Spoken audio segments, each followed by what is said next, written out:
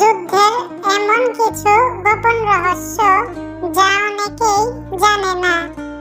এই যুদ্ধে মুসলিমদের সংখ্যা ছিল মাত্র ৩১৩ জন আর কাফিরদের ছিল ১,০০০। তাহলে এত ছোট একটা বাহিনী কিভাবে বিশাল কাফির বাহিনীকে হারালো?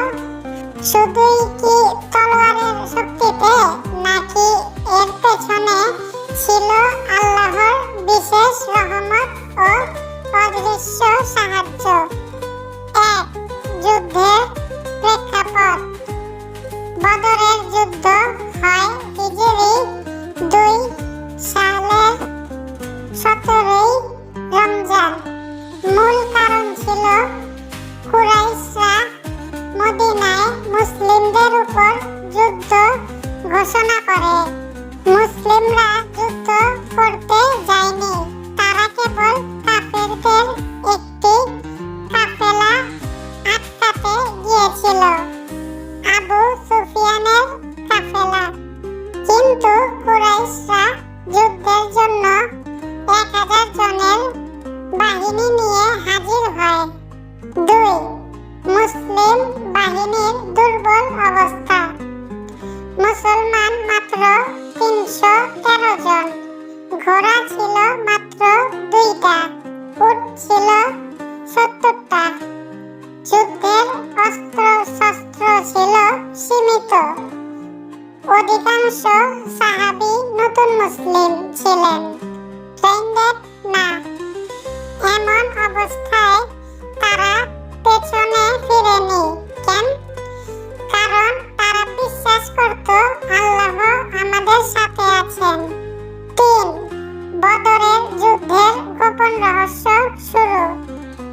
গোপন রহস্য। ফেরেশতারা এসে মুসলিমদের সাহায্য করে। আল্লাহ কোরআনে বলেন, স্মরণ করো যখন তুমি তোমার পালনকর্তার কাছে সাহায্য চাচ্ছিলে, তখন তিনি বলেছিলেন, আমি ১,০০০ ফেরেশতা দ্বারা তোমাদেরকে সাহায্য করব। ফেরেশতারা যুদ্ধ করেছেন সাহাবীদের পাশে। হাদিসে আছে, সাহাবীরা দেখেছেন তারা কাউকে মারার আগেই কাফির পড়ে গেছে। গোপন রহস্য। নবী সাল্লাল্লাহু আলাইহি সাল্লামের চোখের পানি ও দোয়ার শক্তি। রাসূল সাল্লাল্লাহু আলাইহি সাল্লাম যুদ্ধের আগের রাতে সিজদায় পড়ে কাঁদছিলেন ও বলেছিলেন, হে আল্লাহ।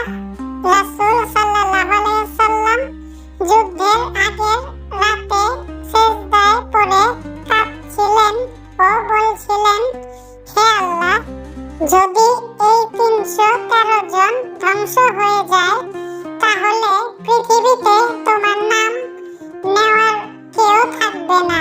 আল্লাহ দোয়া কবুল করে বলেছেন, আমি তোমার সাহায্য করব। ৪. অদ্ভুত কিছু অলৌকিক ঘটনা। আবু জাহাল নিহত হলো এমন ভাবে যেটা কেউ ভাবতেই পারেনি। অনেক সাহাবী শুনেছেন আকাশ থেকে এমন আওয়াজ আসছে যেন কেউ বলছে, এগিয়ে চলো আল্লাহর পথে। এক কাফির বলে, আমি এমন মানুষ দেখেছি যারা সাদা পোশাকে ছিল, তাদের মুখ ছিল উজ্জ্বল, আলোয় ভরা। ৫. যুদ্ধের ফলাফল। ৭০ জন কাফির নিহত হয়, ৭০ জন বন্দী হয়। মুসলিম শহীদ হয় মাত্র ১৪ জন। এটা ইসলামের প্রথম বড় বিজয়। ৬. কোরআন কি বলেছে এই যুদ্ধ নিয়ে? আল্লাহ বলেন, তোমরা হত্যা করনি, বরং আল্লাহ হত্যা করেছেন। এর মানে হচ্ছে মুসলিমদের হাতে বিজয় এসেছে, কিন্তু আসলেই জয় দিয়েছেন আল্লাহ। ৭. বদরের সাহাবীদের মর্যাদা। বদরের সাহাবীদের জন্য রাসূল সাল্লাল্লাহু আলাইহি দিয়েছেন, আল্লাহ বদরের সাহাবীদের দেখে বলেছেন, আমি যা ইচ্ছা তাই তাদের জন্য করব। তাদের গুণ ছিল ঈমান, তাওয়াক্কুল, আত্মত্যাগ। 8 বদরের যুদ্ধ থেকে আমাদের জন্য শিক্ষা। ঈমান থাকলে অল্প সংখ্যায়ও জয়ী হতে পারে। আল্লাহর উপর ভরসা করলে অলৌকিক সাহায্য আসে। দোয়ার শক্তি বিশাল। নেতৃত্ব কেমন হওয়া উচিত? রাসূল সাল্লাল্লাহু আলাইহি ওয়াসাল্লাম যেমন সামনে থেকে নেতৃত্ব দিয়েছেন, পরিশ্রম, সাহস ও একত্রের প্রয়োজন নয়।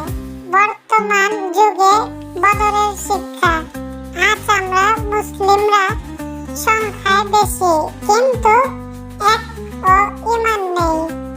বদরের যুদ্ধ আমাদের শেখায় সংখ্যার চেয়ে বেশি দরকার ঈমান, তাকওয়া ও আল্লাহর উপর পূর্ণ ভরসা। বদরের যুদ্ধ আমাদের বলে, যদি তুমি সৎ পথে থাকো, ঈমান ধরে রাখো আর আল্লাহর উপর নির্ভর করো, তাহলে দুনিয়ার সবচেয়ে শক্তিশালী বাহিনীর বিরুদ্ধেও জয় সম্ভব। এটা শুধু ইতিহাস নয়, এটা আমাদের ঈমানের প্রমাণ। বন্ধুরা, ভিডিওটি ভালো লাগলে ইসলামিক এম্পায়ার চ্যানেলটি সাবস্ক্রাইব করুন, লাইক ও শেয়ার করুন, কমেন্টে জানাবেন আপনার মতামত। দেখা হবে পরের ভিডিওতে ইনশাআল্লাহ।